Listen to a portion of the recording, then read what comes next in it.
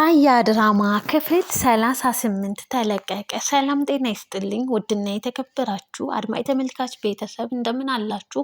ባላችሁ በሰላማችሁ ብዝት ይበለጽ። ቻናል አዲስ ሲሆናችሁ ቻናሉን ሰብስክራይብ በማድረግ ቤተሰብ ይሁኑ። ነባሮች ላይክ እና ሼር አይረሳ ማለት ነው። በሀያ ድራማ የሚገራርሙ ነገሮችን እየተመለከትን ነው። እንግዲህ ሚኪን ለመግደል እንግዲህ ያ ነፍሰ በላ ትሪስትን የገደለው ሰው ወደነ ሚኪ ቤት እንግዲህ አምርቷል ማለት ነው። በድፍረት እንግዲህ የሱ ውሳኔ ወይኔ ወይሱ መሞት አለብን፣ ሁለታችንም እንግዲህ መኖር አንችልም እዚች ምድር ላይ በማለት እህቱን እንግዲህ አፏን አፍኖ እግርና እጇን ጥርፍግ አድርጎ አስሮ ነበረ። ጉዞውን እንግዲህ ወንድምሽን ልገል ነው እቤቱ ነው የሚሄደው በማለት ሽጉጡን አቀባብሎ ነበር እንግዲህ እቤት ድረስ ቀጥ ብሎ የሄደው ማለት ነው። እናም እንግዲህ በሚገርምና በሚያሳዝን ሁኔታ ቤቱን እንግዲህ ሽጉጡን አቀባብሎ በሱ እጅ ተቆጣጠረው ማለት ነው። ክላሱን በመፈለግ እንግዲህ የሚኪያስ ክላስ ይደርሳል ማለት ነው። ሚኪያስ ላይ ሊተኩስበት እንግዲህ አቀባብሎ በነበረበት ታይም ሚኪም እንግዲህ እባክህን እንዳትገለኝ፣ እባክህን ተረጋጋ እያለ እየተማጸንና እየለመነው በነበረበት ታይም ብሩክ ደርሶ እንግዲህ ከኋላ በዱላ ይመታውና መሬቱ ላይ እንግዲህ ዝርር ብሎ ቤተ ዘመድ እንግዲህ እዛ ቤት ውስጥ ያሉት በሙሉ ከበውት እንግዲህ ተመልክተነዋል። ለረጅም ሰዓት እንግዲህ ራሱን ስቶ ወድቆ ነበረ። ሚኪም እንግዲህ በሚገርም ሁኔታ በመትረፉ ደስም እያለው ግን በድንጋጤ ዓለም ውስጥ ነው ያለው። አንድም እንግዲህ በሱ ሴራ ነው ትሪስት የሞተችው። ብሩክን እገላለሁ ብሩክን አስገድላለሁ ብሎ የጠነሰሰው ሴራ እንግዲህ ለትሪስት ሆኗል። እናም በሚያሳዝን ሁኔታ ዛሬ ላይ የአገዳይ እንግዲህ ሚኪን ማጥፋት አለብኝ እገለዋለሁ በማለት ነበረ ወደ እነሱ ቤት ያመራው። ነገር ግን ብሩክ ሚኪን አድኖታል ማለት ነው። ያንን እንግዲህ ገዳይ ነፍሰ በላ እንዲሁም ደግሞ ማህሌትን አግቶ የሚያሰቃያትን ሰው በቁጥጥራቸው ስር አደረጉት። በጠረጴዛ ላይ እንግዲህ ግጥም አድርገው እግርና እጁንም አሰሩት። እናም እንግዲህ በሚገርም ሁኔታ የእናት ደም በጣም ገራሚ ነው እና እንግዲህ ደሟ ቤት ድረስ እንግዲህ ቤቷ ድረስ ጠርቶታል ማለት ነው ሰውየውን። ልጆች ሁሉ ከበቡት። ካሌብ እንግዲህ የእናቱ ልጅ እንግዲህ አስብሏል ማለት ነው። ህፃን ነው ግን እሱን መግደል አለብኝ፣ እናቴን የገደላት ሰው ነው፣ እናቴን ገሎ እዚህ ቤት ድረስ መጥቶ እኛ ልንምረው አይገባም በማለትም እንግዲህ ለመግደልም እንግዲህ ዱላውን ይዞ ከፊት ለፊቱ ተፋጦ ነበረ። እንግዲህ እህቱ እጅጉን በጣም አስተዋይ ናትና አንተ ቆይ ልጅ ምን ነካህ?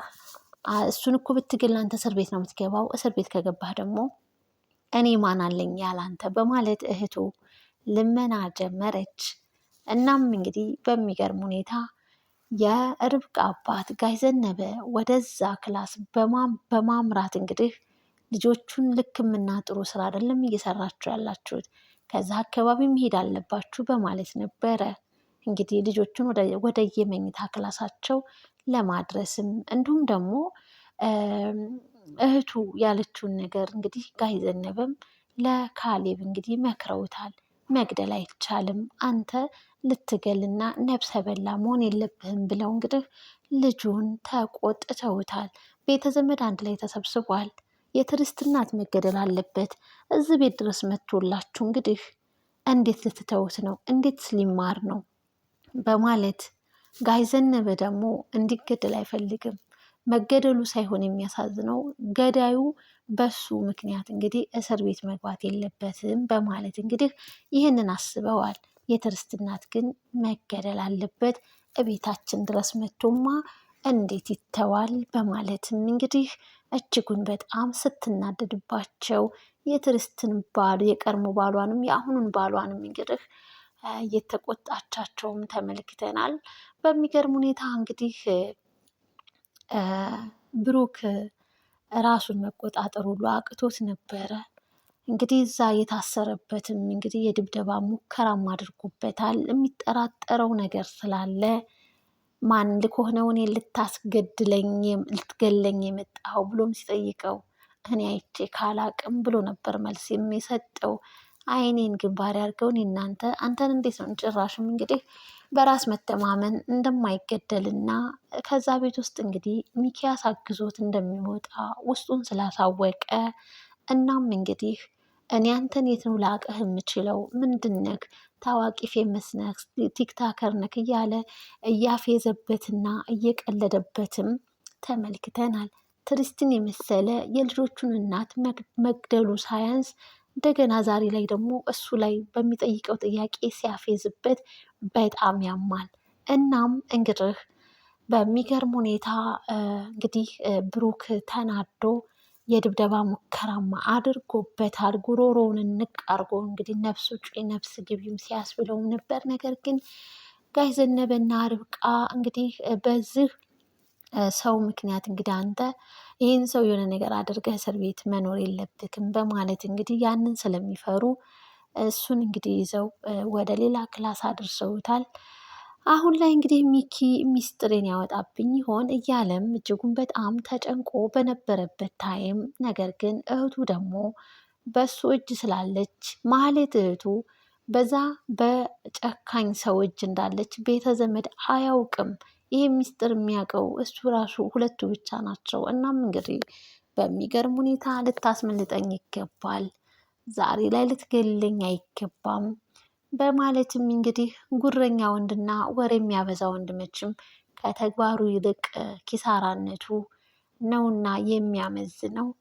እንግዲህ ሚኪ ከወሬና ከጉራ በስተቀር ምንም የዘለለ ነገር ውጤቱ አምሮለት እንግዲህ አላየነውም እስካሁን ድረስ ማለት ነው። ነገር ግን ትልቅ አጣብቂኝ ውስጥ ሆኖ ባለበት ታይም ያ ነፍሰ ገዳይ ግን ትሪስትን የመሰለች እንግዲህ ሰው ገሎ ዘና ብሎ ምንም ነገር ልታደርገኝ አትችልም። እናም ደግሞ ለፖሊስ እጠራለሁ የምትል ከሆነ ሚስጥር አወጣለሁ። እኔ ብቻ ሳልሆን የምታሰረው ሁለታችንም ነን። ያ ማለት ደግሞ እህትህ በሞትና በህይወት መካከል ናለችው። ፈተኸኝ እኔን ከዚህ አውጥተኸኝ ወደ እህትህ ሂጄ እህትህን ካላደንኩልክ መቼም አታገኛትም። ብዙ ነገርህን ታጣለክ። ብዙ ነገር እየከሰርክን ያለኸው በማለት እንግዲህ ምንም ነገር ሳይፈራ ዘና እያለ ነበረ ሚኪን ሲያናግር የነበረው።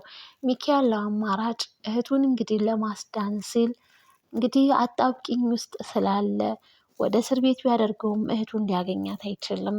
አሁንም ወደ ለፖሊስ ሁሉን ነገር ቢናገርም እሱም ወንጀለኛ ስለሆነ አጣብቂኝ ውስጥ ስለነበረ ሁለቱም ወንጀለኞች እንግዲህ እርስ በራሳቸው ይመካከሩና ፍታኝና ልቀቀኝ አምልጬ ልሂድ በማለትም ወደ ኮማንዶም ቢደወልለት፣ ነገር ግን ሚኪና ያ ገዳዩ ሰው የታገተው ሰው እንግዲህ ተመካክረው ያው የተወሰነ እንግዲህ የቦክስ ድብደባ ቢያደርስበትም፣ ነገር ግን እንዴት ብዬ ነው እህቴን ልትሰጠኝ የምትችለው? እንዴት ነው የማምንክ? እያለም እንግዲህ ሚኪ ብቻ አማራጭ ስለሌለው ወንጀለኛውን ፈቶታል። ድጋሚ ሊለማመጠው አንተ እኔ ስጠኝ ያልኩህን ብር ስጠኝ እንጂ እህትህን የምመልስልካለሁ፣ እኔንም ድጋሚ ልታገኘኝ አትችልም በማለትም እንግዲህ አመሰግናለሁ እያለ ጥይቱን ደቅኖበት አመሰግናለሁ አመሰግናለሁ እያለ ነበር እንግዲህ በመስኮት ወጥቶ እንዲያመልጥ ያደረገው። ኮማንደሩ መጣ።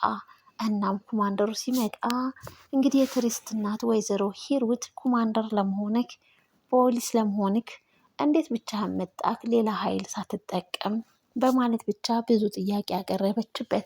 ከዛም በኋላ ፖሊስ ለመሆንክ ማረጋገጫ ማየት እችላለሁ መታወቂያን ስትለው አሳያት። ከዛም እንግዲህ ወደ ወንጀለኛው የታሰረበት ክፍል ሲያመሩ ጠረጴዛው ከነገመዱ ብቻ ቀርቷል። በጣም ደነገጡ፣ ተናደዱ። ሚኪና ብሩክም ተያያዙ። ብሩክ እንግዲህ አንተ ነህ ያስጠፋኸው ወንጀለኛውን በማለትም እንግዲህ በጣም ብዙ ጥርጣሬም ስላለበት የድብደባ ሙከራ እንግዲህ ሚኪ ላይ ብሩክ አድርጎበታል ማለት ነው። በሚገርም ሁኔታ እንግዲህ ያ ወንጀለኛና ነፍሰ በላ ከዛ ቤት እንግዲህ አምልጧል። ማህሌትን ቃሉን ጠብቆ የምርም ይመልስለታል።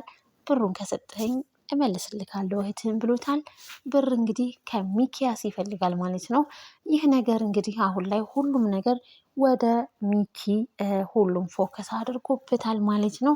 በጣም በሚያሳዝን ሁኔታ እንግዲህ አጣብቂኝ ውስጥ ስላለ ሚኪ ወንጀለኛውን ሰው እንግዲህ ለመልቀቅ ተገዷል ማለት ነው።